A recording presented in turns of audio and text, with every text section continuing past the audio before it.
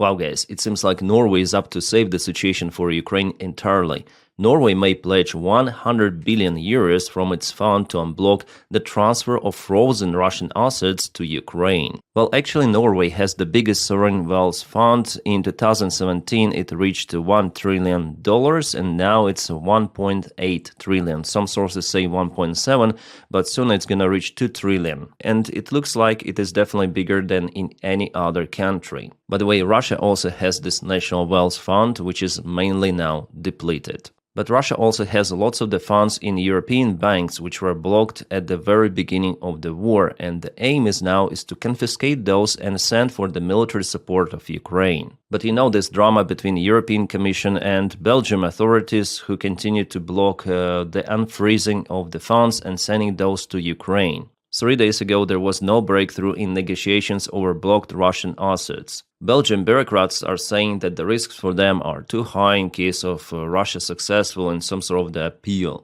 And it is all happening that the drones are flying over the Belgium air bases, and even United Kingdom sent the forces to protect Belgium after suspected Russian drone incursions. So actually Belgium should be #1 country interested into increasing pressure on Russia with the help of Ukraine, because physically only for Ukraine it is possible to do so right at the front lines. If you want to stop Russia also with their provocations, unblock Russian assets. But no, those bureaucrats, they don't really care. They don't care about Ukrainian people suffering in the front lines and behind the front lines.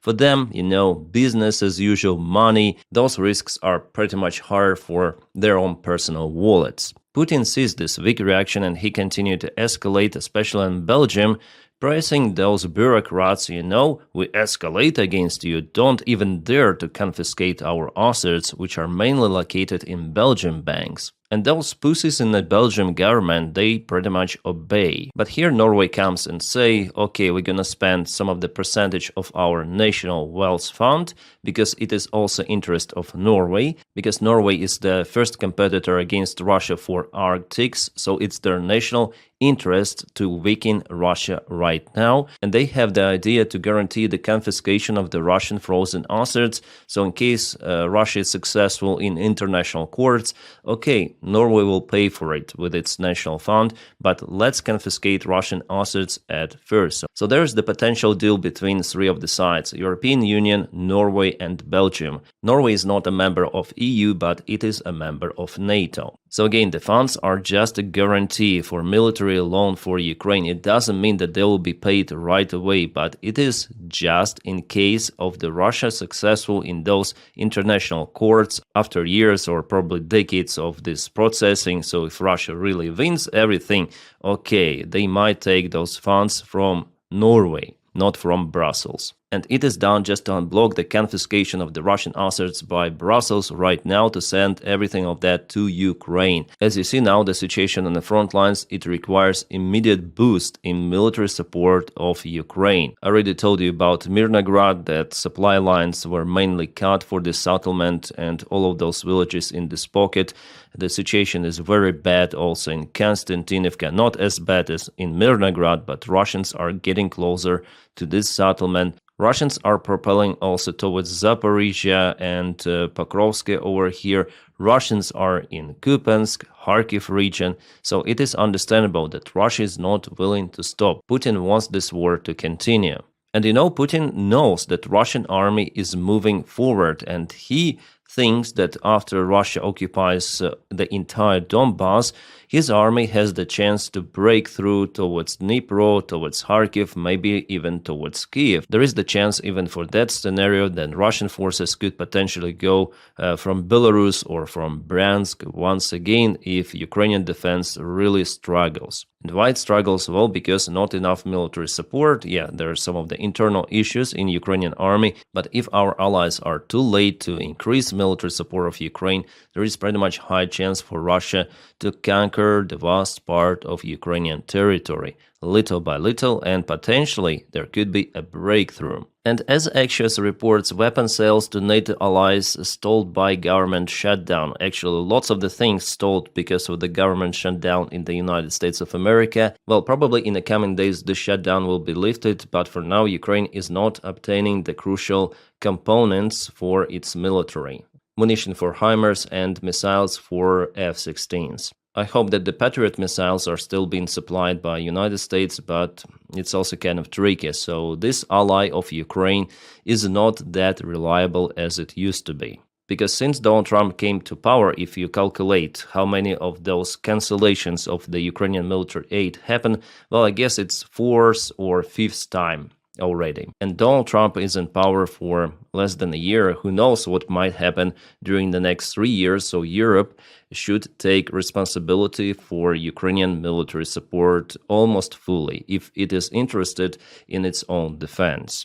Norway knows about it, of course, and it's also in their country interest to support Ukraine, as I say to you.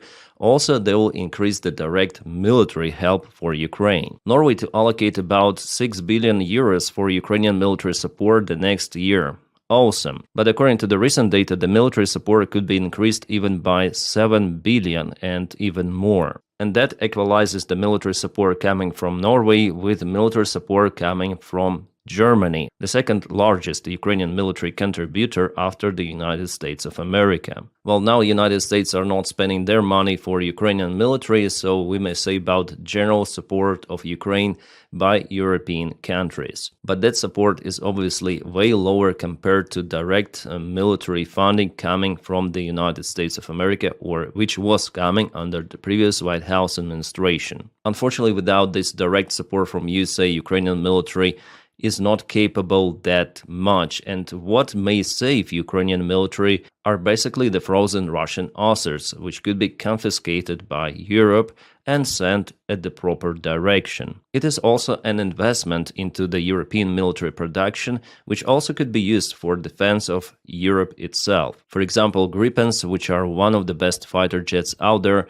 and Ukraine agreed already with Sweden to build some sort of the factory on Ukrainian territory till 2031. Well, I don't honestly think it's a good idea, because after all, Russia may use their hypersonic missiles to hit Ukrainian military facilities, so everything on territory of Ukraine is under, let's say, threat of being hit by Russians. To secure that factory, lots of the air defense systems are needed, but still it is not the full guarantee against the Russian strikes. Basically, it's very hard to intercept some of the Russian missiles, as I say to you, Kinzhals and Iskanders, which are ballistic missiles. I know what I'm talking about because Turkish Baykar factory was destroyed by Russian attack, and Turkish drone maker pledged to rebuild destroyed Ukrainian factory. But I would suggest to build it somewhere else on territory of neighboring country, like for example Romania, Poland, Baltic countries. I'm not sure about, because I'm quite concerned about those. Well, Poland, I don't think that Russia may attack Poland in the coming years. After all, Poland has a huge military, so there should be some sort of the negotiations done in this case between our Turkish partners and Polish partners. Ukraine has the good logistics with Poland in a way better than with Romania. But rebuilding it in Ukraine after it was destroyed, well, I would be concerned about it, because no air defense system in the world may guarantee 100% interception of the Russian missiles. No. So let's go back to the Norway's idea to support Ukraine. It is huge, guys. It could be definitely a game changer. As you understand, there is no Wunderwaffe in this war that alone may change the outcome, but altogether it could be a factor that may force Putin for real negotiations. Because, as I say to you, Putin is thinking that he can win this war still. Maybe in the coming months, in a couple of years, he is sure that he can be victorious. He can break through Ukrainian defense, go to main Ukrainian cities, and after all, force Ukrainian government to run and put his puppet government in Ukraine. At the same time, occupying and connecting at least half of the Ukraine to Russia. It is his dream, and he's oriented on that one. And to understand it, you just need to listen to Putin's interviews and what he says about a common nation, Russian Ukrainians, and that Ukrainians are just brainwashed Russians, they do not exist, they should be Russians, and so on. And while Putin has his power, he will try to achieve this goal because he has already started. So the only way to stop Putin in Ukraine is to physically stop his army, like completely stand still, to cause them not just to propel little by little, but not to propel at all. Even now, Ukraine is successful with its counterattacks. For example, if we speak about Dobropila direction, where Russians actually broke through Ukrainian main defense line, Ukraine had enough reinforcements to compensate that Russian breakthrough and to cut them completely, causing disastrous situation for Russia in this region. And now, even with multiple Russian attacks, they cannot return back those territories. So Ukraine still has this potential. Ukraine just needs constant military support, like significant boost. And if the Russian assets are being confiscated for Ukraine, Ukraine may obtain this boost for years and years ahead, without really influencing the European budgets. You see that agenda coming from Russian propaganda, from those pro-Russian speakers, that Europeans have to pay for Ukrainian military. Europeans have to pay for this war to continue. No, Europeans are actually paying for this war not to be on their own territory. That's what they pay for. But with the Russian money confiscated, Europeans will not have to pay any longer for at least several years, and Ukraine will obtain everything needed, including the weapons coming from the United States of America via Pearl program, where Europeans purchase those weapons for Ukraine and pay 10% extra. For some of the reason, United States, they like tariffs. Well, not all of them, of course, but Donald Trump especially. But of course, for our allies, it will take some time to agree on this Norway's guaranteed deal. Unfortunately, as in all of this bureaucratic world, they negotiate. By the time Ukrainians are losing their lives in the trenches, and as I say, to behind the front lines, civilians are losing their lives also. Kherson city is bombed constantly, as well as Donbass and other regions of Ukraine. Blackouts. So Ukraine needs immediate solution until it is too late. And only that may stop Russia. For Putin, it should be evident that his army is not successful at all in Ukraine, that it may even retreat and not take even a square meter of Ukrainian land without absolutely heavy losses. Yeah, now they have losses, but with that military support, it should be devastating really for Russia. And that is how at least we may stop this war from happening. Stopping this war is the best solution nowadays for Ukraine. Unfortunately, Ukrainian military is unable to regain control over occupied territories, Crimea. It is happening for multiple of the reasons. First of all, drone war. War has changed. There is the kill zone created, so fast movements are not possible as they were in 2022. Then Ukraine regained control over the Kharkiv region, Kherson Oblast.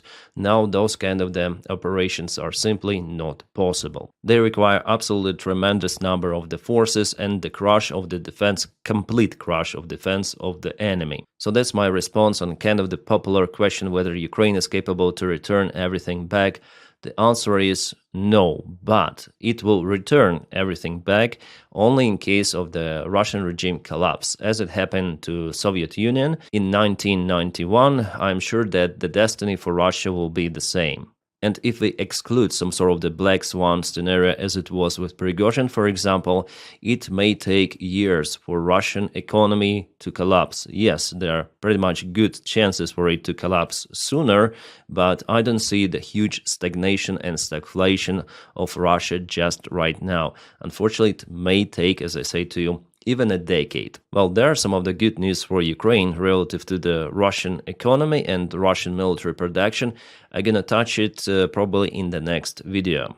As well as we have some of the kaboom news coming from Russia. So bear with me, guys, subscribe for the channel, like this video to stay updated on situation in Ukraine and not only. And special thanks for my Patreon supporters and also members of the channel. Guys, you're really making this content possible. To support me, please check out the links below for my Patreon, and also you may press the button join somewhere here to join the membership. If you don't have this opportunity, just press the like to this video and also subscribe for the channel because it helps me a lot to boost this video video. Algorithms really like your communication and connection to the video, all of your comments, likes, and everything. So thank you so much for that as well. My friends, I wish you all a peaceful sky wherever you are, and have a great time.